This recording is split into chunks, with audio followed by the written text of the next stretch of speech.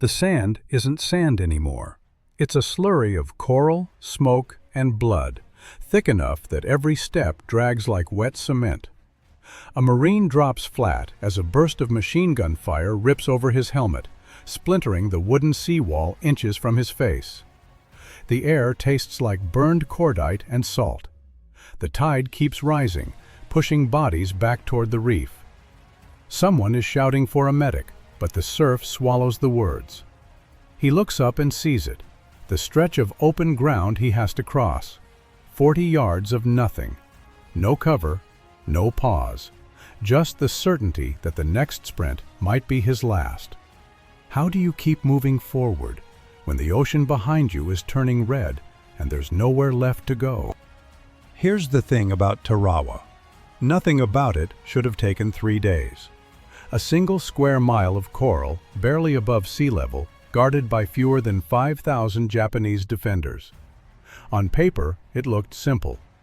In reality, it became one of the most violent, claustrophobic tests the Marines ever faced. This story isn't about strategy on a map. It's about what happens when planning meets a reef that won't let the landing craft through. When the tide betrays the timetable. When a man steps off the boat knowing he has to cross open water under machine gun fire just to touch land. It's a story of a Marine who survived 72 hours that felt like a lifetime. Someone who learned, minute by minute, what it costs to take a fortified island that the enemy swore would never fall. By the time we reach the decisive moment, you'll see why this tiny patch of coral reshaped how America fought across the Pacific. Tarawa wasn't chosen because it was big. It was chosen because it was dangerous to ignore. Sitting in the middle of the Central Pacific, Betio, the main island of the atoll, was a flat sliver of coral bristling with guns, bunkers, and interlocking fields of fire. From the air, it looked small and almost harmless. Up close, it was a fortress shaped like a knife.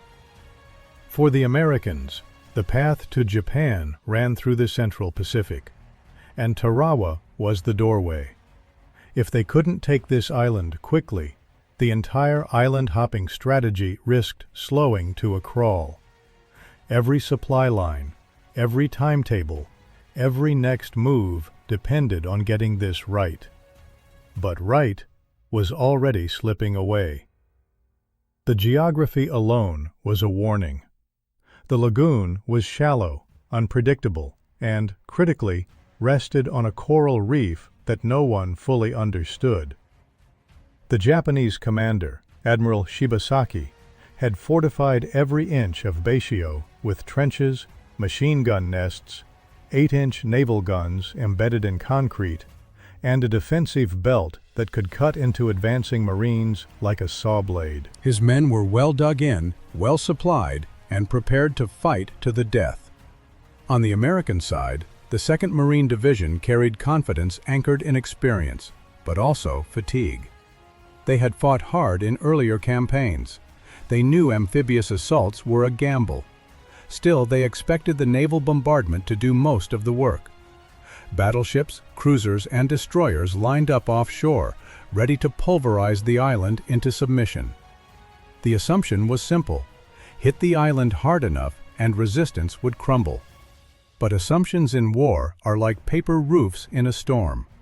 Intelligence reports came in uneven, rushed, sometimes contradictory. Some said the tide would be high enough for landing craft to glide over the reef. Others hinted it wouldn't.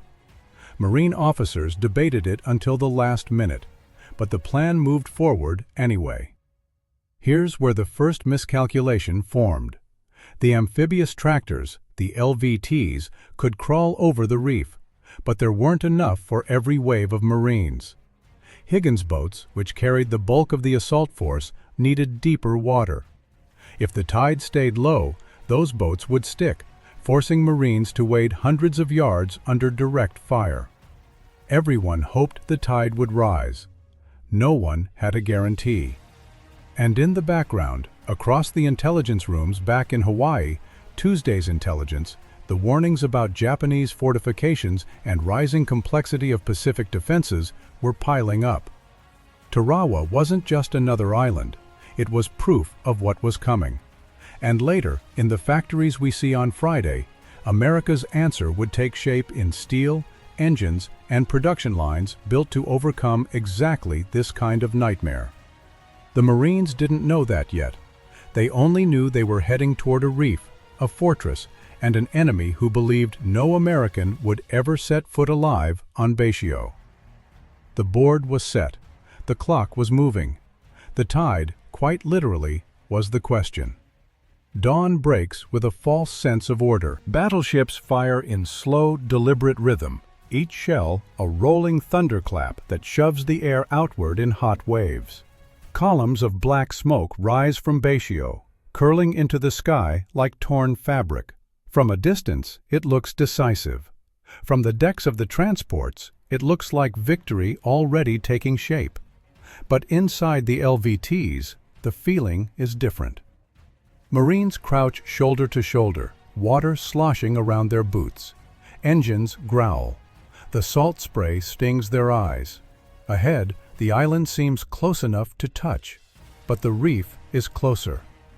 Then the naval guns stop. A sudden quiet settles over the lagoon, wide, eerie, unnatural. The kind of silence that makes a man hear his own heartbeat inside his helmet. The first wave moves. LVTs churn forward, their steel tracks clawing water into froth.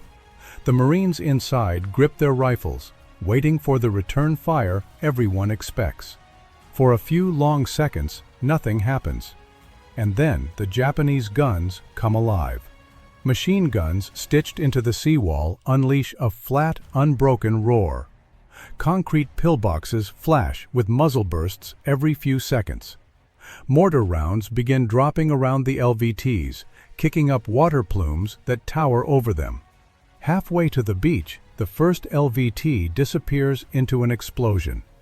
Another takes a direct hit and burns instantly, flames licking across the water's surface. Marines jump, swim, fight to stay afloat with packs dragging them down. The reef rises under the boats like a hard stop. Higgins boats behind the LVTs slam into it and grind to a halt. The water is too shallow and the tide isn't rising. The plan is already breaking apart. Hundreds of Marines now face the same choice: stay with the stuck boats and be slaughtered, or step into chest-deep water and wade hundreds of yards toward machine guns already zeroed in on them. Most don't hesitate, they jump. It becomes a slow-motion nightmare. The water churns with impacts.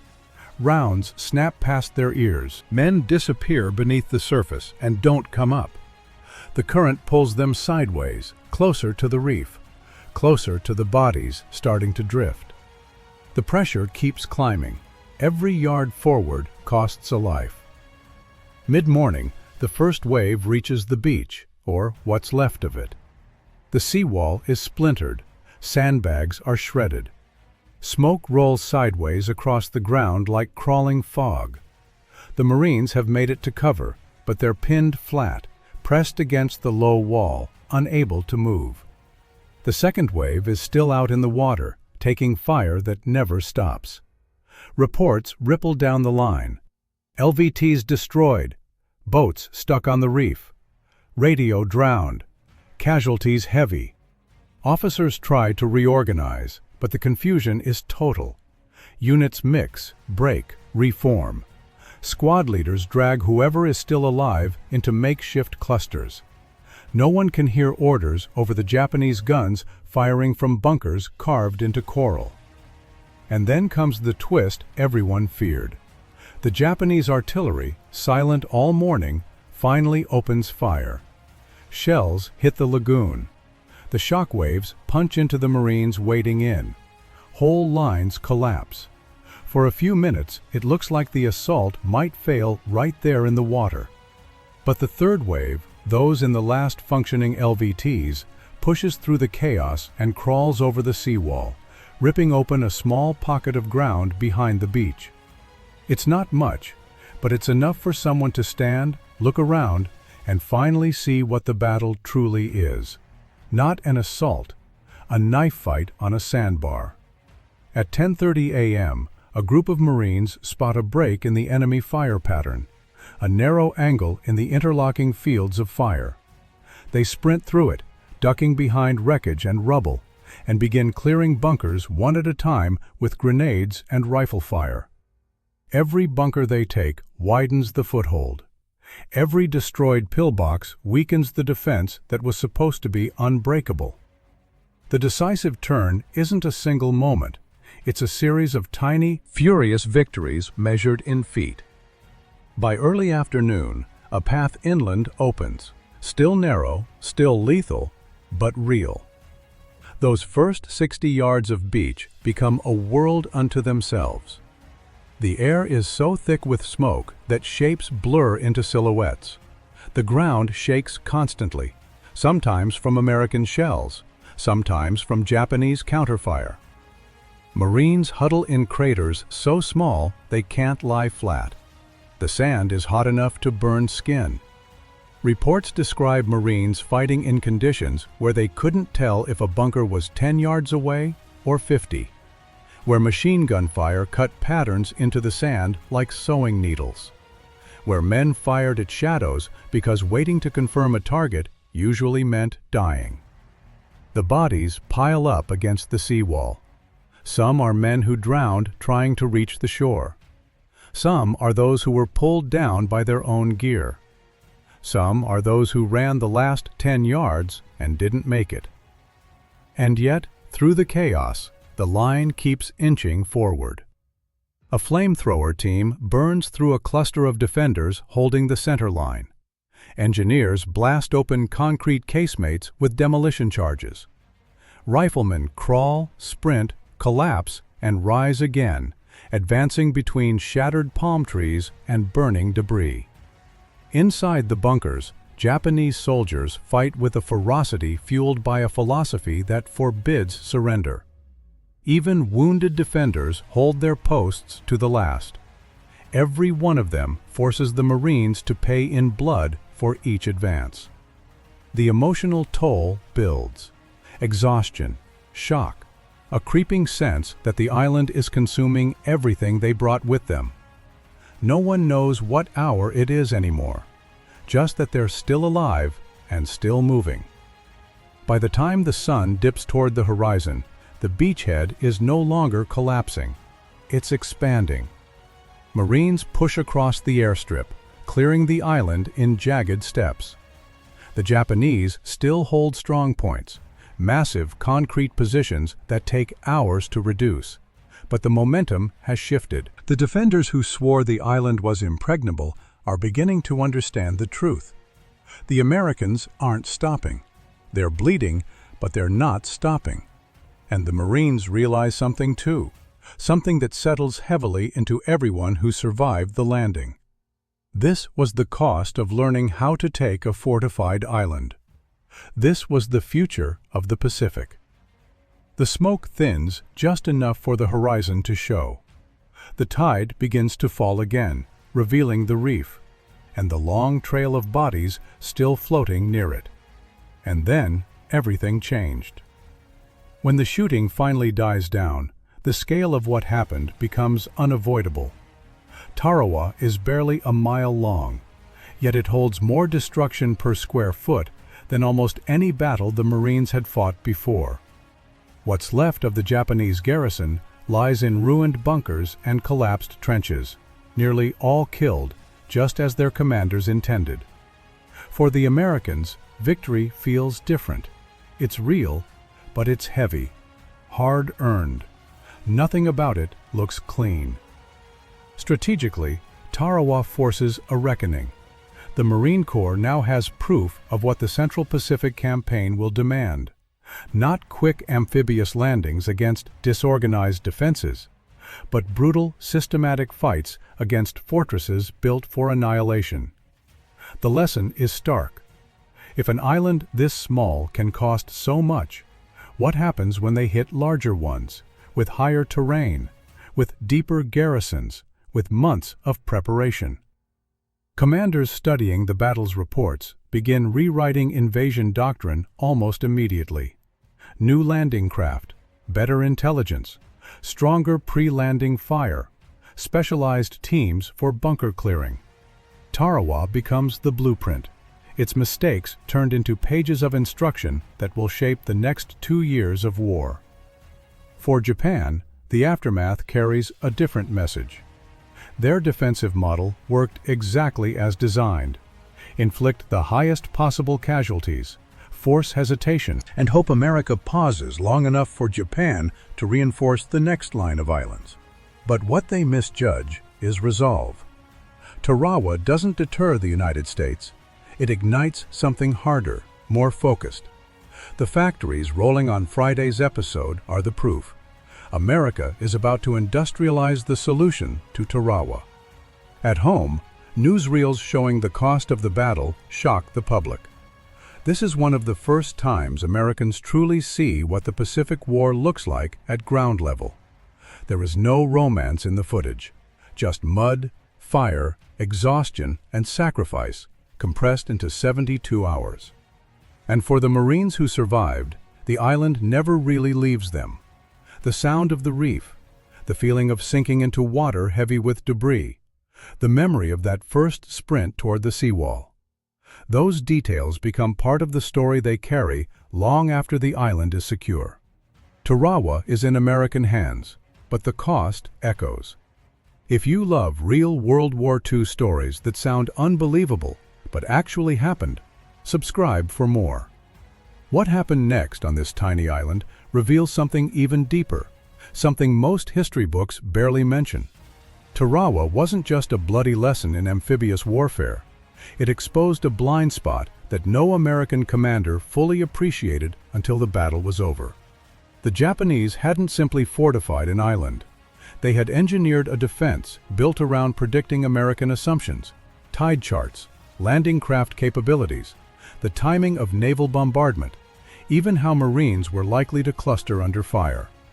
Shibasaki's entire plan hinged on one idea: force the enemy into the water, not onto the beach. That coral reef, the one intelligence officers debated for weeks, became the silent killer of the first day. It froze landing craft exactly where the Japanese wanted them, hundreds of yards offshore, under direct fire, with no room for maneuver. But the deeper irony goes even further. Shibasaki believed his garrison could hold for 1,000 years. In truth, they held for 76 hours. Why? Because the same reef that trapped the Marines also trapped the Japanese. Their heavy guns, buried deep in concrete, couldn't be moved. Their fields of fire were perfect, until the moment Marines breached just one angle, one bunker, one slice of the seawall. After that, the defense couldn't adapt. Their fortress was built to destroy, not to flex. And this is the quiet revelation. Tarawa didn't teach America how strong Japan was. It taught America where Japan couldn't bend. That understanding, more than any weapon, shaped the rest of the Pacific War. In the end, the battle doesn't fade, it lingers. The reef, the smoke, the 40 yards of open water, they stay with the men who crossed them. When our Marine finally steps back toward the shoreline, he sees the island for what it really is. Not just a victory, but a warning stitched into the sand. The Pacific still has larger islands, higher cliffs, deeper fortifications waiting ahead. And he knows this. What he lived through on Tarawa is only the beginning. Because what he saw in those final minutes on Tarawa wasn't the end. It was the warning of what the Pacific still had in store. Next time, we follow that warning to the factories where America builds the answer.